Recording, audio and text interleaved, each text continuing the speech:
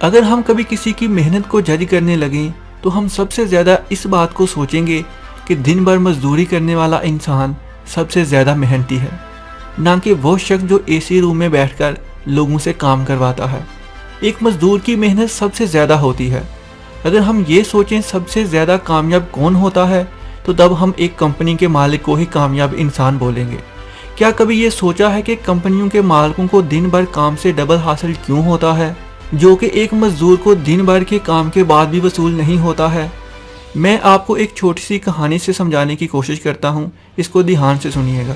ایک دفعہ کی بات ہے کہ ایک مزدور دن بھر ایک پہاڑ سے پتھر توڑتا اور ان کو لے جا کر بازار میں بیچتا۔ اس کی دن بھر کی محنت سے گھر بھی نہیں چل سکتا تھا۔ ایک دن اس کی نظر ایک سونار کی دکان پر پڑی۔ اس نے دیکھا کہ سونار کے پاس بہت چمکدار پتھر ہے جو قیمتی زیوروں پر لگے ہوئے ہیں، اور یہ وہی پتھر تھے جو وہ پہاڑوں سے توڑ کر لے کر آتا تھا۔ سونار ان کو زیورات پر لگا کر بہت زیادہ قیمت وصول کر رہا تھا۔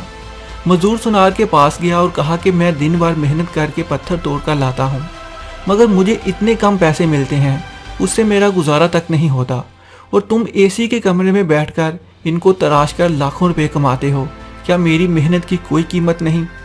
سونار نے اسے بتایا کہ کسی چیز کی قیمت اس کو حاصل کرنے سے نہیں بلکہ اس کو خوبصورت بنانے سے وصول ہوتی ہے۔ جو پتھر تم لاتے ہو اس کی قیمت لوگوں کی نظروں میں کچھ بھی نہیں، بلکہ اس پتھر کو خوبصورت بنانے سے لوگوں کی نظر میں اس کی قیمت بڑھ جاتی ہے۔ انسان بھی ایسا ہی ہے، اس کی بھی کوئی قیمت نہیں۔ اگر دن بھر بیکار پھر کے اپنا وقت ضائع کرتا ہے تو لوگوں کی نظروں میں اس کی کوئی قیمت نہیں ہے۔ بہتر ہے کہ اپنی قیمت بڑھاؤ، اپنے آپ کو خوبصورت بناؤ۔ چیزوں کا مول اس کی ضرورت اور خوبصورتی سے ہے۔ محنت اور ضرورت تمہاری محرومیوں کو ختم کرنے کی سب سے بڑی دوائی ہے۔ اگر محنت کرتے ہو اس محنت کا استعمال نہیں جانتے تو تمہاری محنت بھی اسی مزدور کی طرح ہے جو دن بھر محنت کرتا ہے اور اپنی ضرورت پوری نہیں کر سکتا۔ بغیر سوچے سمجھے کوئی کام کامیابی نہیں دیتا۔ کام وہی کرو جس سے مکمل فائدہ اٹھانے کا ہنر جانتے ہو۔ جو فائدہ نہیں اٹھا سکتے دنیا میں اس سے بیکار انسان کوئی نہیں۔ اگر کسی مقام کو حاصل کرنا ہے تو دو ہنر تمہیں آنے چاہیے، ایک سخت محنت تو دوسرا محنت کا فائدہ اٹھانا۔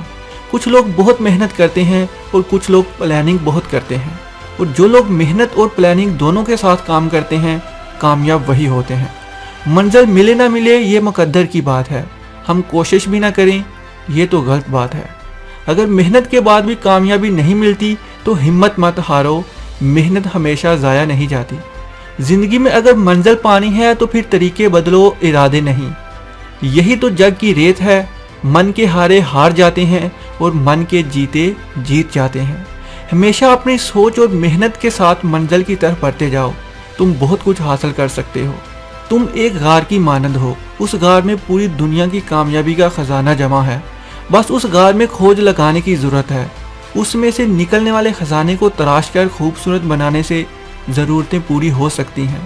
پھر تمہاری کامیابی کی قیمت خوبصورت مہنگی چیزوں کی طرح بڑھتی جائے گی۔ اگر تم اس غار سے خزانہ نکال لائے، اس کو بغیر تراشے بغیر خوبصورت بنائے بیچنے لگے تو کامیابی کبھی نہیں پاؤ گے۔ اس بات کا فائدہ اٹھاؤ، خود کو تراشو، خود کو خوبصورت بناؤ اور کامیاب ہو جاؤ۔ اپنی محنت کے ساتھ پلاننگ ضرور شامل کرو اگر کامیاب ہونا ہے تو۔